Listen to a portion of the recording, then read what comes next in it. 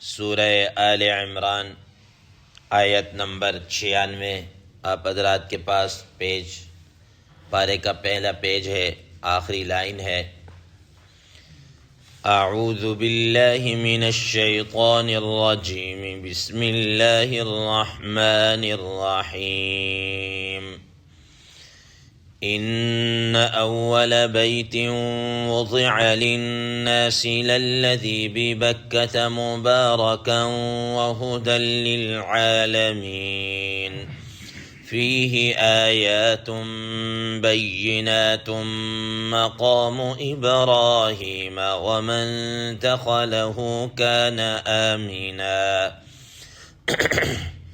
وَلِلَّهِ عَلَى النَّاسِ حِجُّ الْبَيْتِ مَنِ اسْتَطَاعَ إِلَيْهِ سَبِيلًا وَمَنْ كَفَرَ فَإِنَّ اللَّهَ غَنِيٌّ عَنِ الْعَالَمِينَ۔ صدق اللہ العظیم۔ اللہم صل علی محمد النبی الأمی وعلی آلہ وسلم تسلیما کثیرا کثیرا۔ محترم سامعین اکرام، ہمارا درس چونکہ اس آیت کے متعلق 2-3 دن سے چل رہا ہے اور اس کا ترجمہ بھی ہو چکا ہے، تو اب ہم اپنی بات کو آگے بڑھائیں گے۔ محترم سامعین کرام، ان آیات میں اللہ تبارک و تعالی نے جو یہود کی طرف سے ایک اعتراض کیا گیا تھا کہ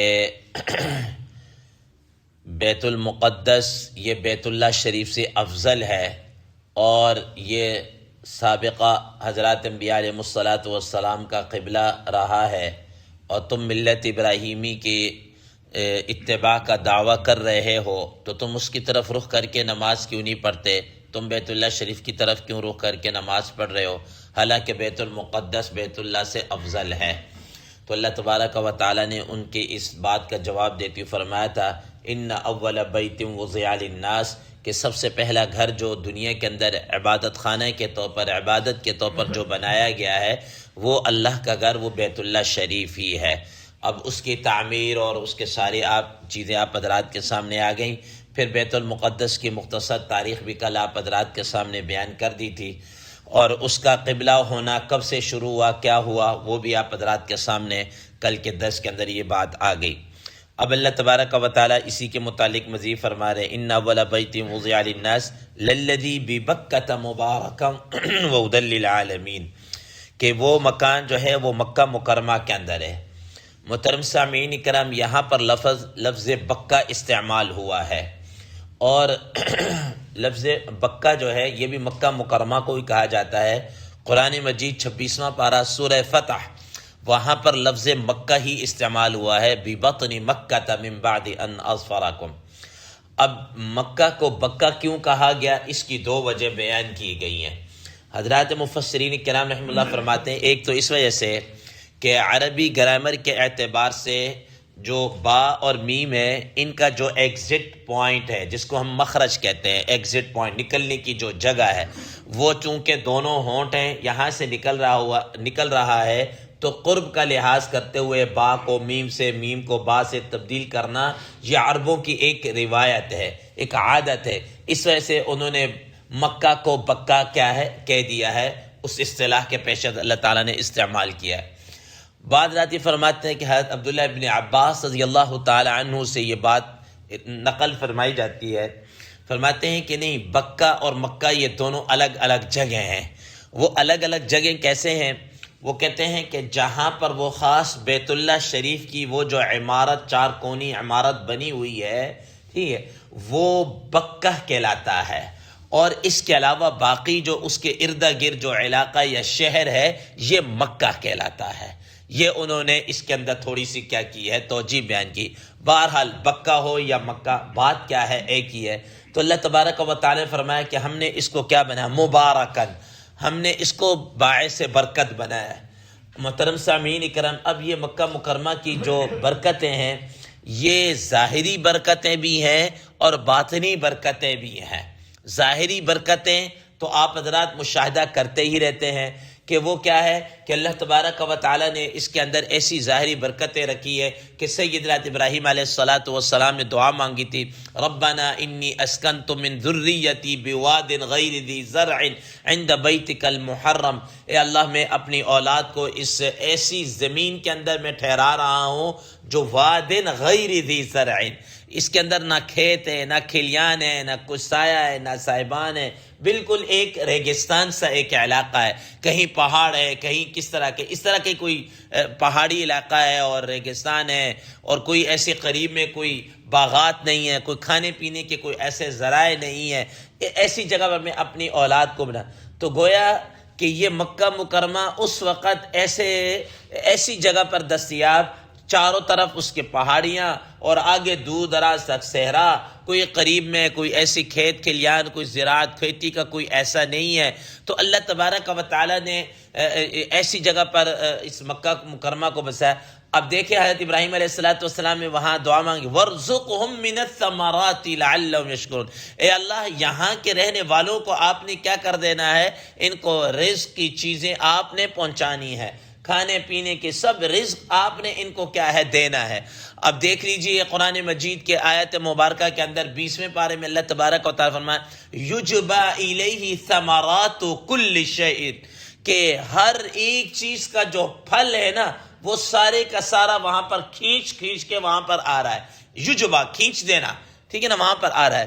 اب دیکھ لیجئے مثال کے طور پر کہ اس کی ظاہری برکات ہی ہے نا کہ ہر سال لاکھوں حجاج کرام جاتے ہیں، اور کوئی ایسا نہیں ہے کہ ایک دن کے لیے گئے، ایک ٹائم کے لیے گئے اور ہاتھ لگا کے واپس آ گئے، وہاں پر ان کا رہنا ہے، کھانا ہے، پینا ہے۔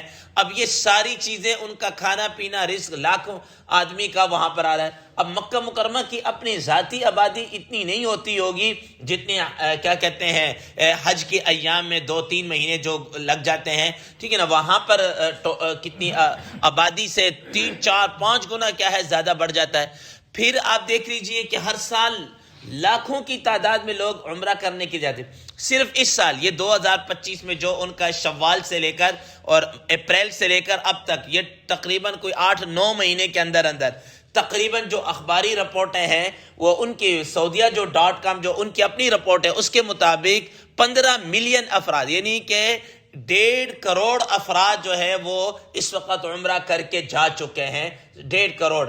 اب یہ 1.5 کروڑ افراد وہاں پر، جس میں غیر ملکی تعداد بھی ملکی تعداد بھی آئی ہے، ان کا کھانا پینا، پھر وہاں پر قربانیاں کرنا، یہ انسان سوچ نہیں سکتا۔ ہمارے ہاں مثال کے طور پر لاہور کے اندر فرض کیا، لاہور کے اندر کوئی ایک جمع غفیر آ جائے نا، ٹھیک ہے نا، ایک ٹائم کے لیے کسی کا کوئی جنازہ ہو یا کوئی اور ایسی کوئی بھی ایسا آ جائے تو سٹالوں پر جناب اللہ چیزیں ختم ہو جائیں گی، اور یہ ہو جائے کہ بھئی وہ کھانے پینے کے لیے جاؤ تو کہہ رہے ختم ہو گیا، بھئی اب ختم ہو گیا، سب کچھ ختم ہو گیا، بالکل ٹھیک ہے نا۔ ہمارے کوئی فنکشن ہو اس میں کوئی 4 افراد زیادہ ہو جائے نا تو وہ اگر حال کے اندر ہو تو حال والے بھی کہتے ہیں بھئی ہمارے پاس تو اب آپ نے جتنی تعداد بتائی تھی اس کے مطابق ہمارا اب ختم ہو گیا، ٹھیک ہے، لیکن وہاں پر ختم ہونے کا کوئی لفظ ڈکشنری کے اندر نہیں ہے۔ یہ اللہ تبارک و تعالیٰ کی طرف سے کیا ہے، ظاہری برکات ہے۔ اب دیکھ لیجیے سینکڑوں نہیں، ہزاروں نہیں، لاکھوں کی تعداد میں وہاں بکرے قربان ہوتے ہیں۔ ظاہر کسی کو دم کی شکل میں، کوئی ایسا ہوتا ہے کہ یار میں اللہ کی راہ میں کر رہا ہوں، کوئی ویسے قربانی کر رہا ہے، یہ ساری لیکن وہاں پر ختم ہونے کا نام ہی نہیں لے رہا۔ اب آپ کھجوریں دیکھ لیجئے مثال کے طور پر، ایک آدمی بلا مبالغہ 25-30 کلو ایک من لے کر آتا ہے، لیکن سوال ہی پیدا نہیں ہوتا کہ وہاں پر ختم ہو گئی ہوں یا اس طرح۔ یہ کیا ہے، یہ ظاہری برکات ہے وہاں پر، ٹھیک ہے نا۔ اور بھی اس کے علاوہ آپ حضرات ماشاءاللہ مشاہدہ کرتے ہی رہتے ہیں، ٹھیک ہے نا۔ اور اس کے علاوہ باطنی برکات بھی ہیں۔ اب باطنی برکات کیا ہیں؟ خود حدیث مبارکہ میں آتا ہے، رسول اللہ صلی اللہ تعالیٰ علیہ وسلم نے کیا فرمایا، امام ابن ماجہ رحمہ اللہ نے جس حدیث کو نقل کیا ہے کہ وہاں پر ایک نماز پڑھنے کا ثواب 1,00,000 کے برابر ہے۔ اور صحیحین کی جو روایت امام بخاری امام مسلم رحمہم اللہ نے جس روایت کو نقل کیا اس کے مطابق 1000 نمازوں کا کیا ہے ثواب وہاں پر ملتا ہے۔ اور پھر اس کے علاوہ وہاں پر اللہ تبارک و تعالیٰ کی رحمتوں کا ایسا نزول ہو رہا ہوتا ہے کہ انسان خود اپنی کھلی آنکھوں ان کا مشاہدہ کر رہا ہوتا ہے، کھلی آنکھوں ان برکات کا مشاہدہ کر رہا ہوتا ہے ہر وقت۔ اب دیکھیں ایک آدمی وہاں پر طواف کر رہا ہے، اس کو اللہ تعالیٰ کی طرف سے الگ سے رحمتیں مل رہی ہیں، ایک نماز پڑھ رہا ہے اس کو الگ سے رحمتیں مل رہی ہیں، ایک صرف جناب ٹک ٹکی باندھ کے اس گھر کی صرف زیارت کر رہا ہے، دیکھ رہا ہے، وہ بھی اس سے محروم نہیں، وہ بھی اس کے اوپر انوار و برکات کی رحمتیں کیا ہیں ہو رہی ہیں۔ اور یہ ساری کیا ہے، یہ باطنی برکت۔ اور پھر آپ حضرات نے پڑھ رکھا ہے رسول اللہ صلی اللہ علیہ وسلم نے کیا فرمایا کہ یہ جناب والا مقام ایسا ہے کہ جو اس میں کیا کہتے ہیں، اس کا گھر کے اندر آتا ہے، عمرہ کرتا ہے، حج کرتا ہے، یہ کر لیتا ہے، وہ کر لیتا ہے، فرمایا کہ یہ اس کی بخشش ہے، یہ اس کی معافی ہے، یہ مغفرت ہے، ٹھیک ہے۔ جو جناب اعلیٰ ملتزم کے اندر فرمایا کہ اس کی بخشش ہے، طواف کر رہا ہے اس کی بخشش ہے، صرف اپنی لیے نہیں ہے، دوسروں کے لیے جناب اعلیٰ وہ معافی کی دعا کر رہا ہے۔ رسول اللہ صلی اللہ تعالیٰ علیہ وسلم نے کیا فرمایا، اللہم اغفر للحاج وَلِمَنِ اسْتَغْفَرَ لِلْحَاجِ او کما قال علیہ الصلوۃ والسلام، اے اللہ تو حاجی کی بھی مغفرت فرما اور حاجی جس کے لیے مغفرت طلب کرے اس کی بھی مغفرت فرما۔ یہ اس کی کیا ہے، باطنی برکات ہیں۔ وہاں پر آدمی کی بھی مغفرت ہو رہی ہے، بخشش ہو رہی ہے، دوسروں کی بھی کیا ہو رہی ہے، بخشش ہو رہی ہے۔ یہ فرمایا کہ یہ اس کی مبارکن، یہ کیا ہے، برکت ہے، اس کی ظاہری بھی اور باطنی بھی۔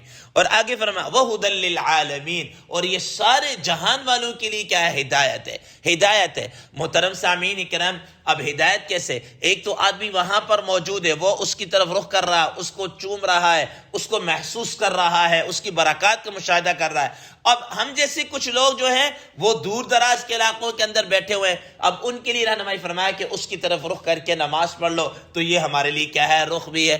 اور پھر دوسری بات یہ ہے کہ جب تک بیت اللہ شریف موجود ہے تب تک اس کائنات کا نظام بھی کیا ہے، موجود ہے۔ بیت اللہ شریف جناب ختم ہو جائے گا، اس کائنات کا نظام بھی کیا ہو جائے گا، لپیٹ لیا جائے گا۔ آپ حضرات نے پڑھ رکھا ہے رسول اللہ صلی اللہ تعالی علیہ وسلم کی حدیث مبارکہ ہے، فرمایا کہ آخری زمانے کے اندر آ کر ایک شخص حبشہ کا ہوگا، چھوٹا سا قد ہوگا، اس طرح پنڈلیاں ہوں گی، اس طرح آنکھیں ہوں گی، اور یہ ہوگا، اور پورا اس کا ایک نقشہ اور حلیہ کیا کیا گیا ہے، بیان کیا گیا ہے۔ فرمایا کہ وہ بیت اللہ شریف کو کیا گرا دے گا، منہدم کر دے گا، اس کی اینٹ سے اینٹ بجائے گا۔ فرمایا کہ وہ بیت اللہ شریف کی عمارت اٹھ جائے گی، بس اس کے بعد پھر کیا ہے، قیامت آ جائے گی۔ اس کے بعد کیا آ جائے گی، قیامت آ جائے گی، بس وہ بالکل اینڈنگ پوائنٹ ہوگا اس دنیا کا۔ تو فرمایا کہ وَهُدًى لِّلْعَالَمِينَ، یہ تمام جہان والوں کے لیے کیا ہدایت کا ذریعہ بھی ہے، مرکزی پوائنٹ بھی ہے۔ اور آپ کو میں نے بتایا تھا کہ جیسے حدیث مبارکہ میں آتا ہے کہ اس جگہ یہ پہلے ساری کیا ہے، زمین پر یہ پانی ہی پانی۔ اللہ تعالیٰ نے جب زمین کو بنانے کا ارادہ کیا تو اس جگہ پانی کا ایک بلبلا، وہاں سے اللہ تعالیٰ نے زمین کو پورا کیا کیا، پھر یہ زمین کا ایک سینٹر پوائنٹ بھی ہے۔ تو فرمایا کہ یہ باعث برکت بھی ہے، وَهُدًى لِّلْعَالَمِينَ، اور تمام جہان والوں کے لیے ہدایت کا ذریعہ بھی ہے۔ آگے مزید فرما رہے فیہ آیات بینات مقام ابراہیم، انشاءاللہ کل اس کے متعلق ذکر کیا جائے گا۔ اللہ تبارک و تعالی عمل کی توفیق عطا فرمائے اور ہمیں بھی اس کی فیوز و برکات سے مستفید ہونے کی توفیق عطا فرمائے، اور ہر ایک مسلمان کو بار بار وہاں کی مقبول حاضری کا نصیب فرمائے۔ وآخر دعوانا ان الحمد للہ رب العالمین۔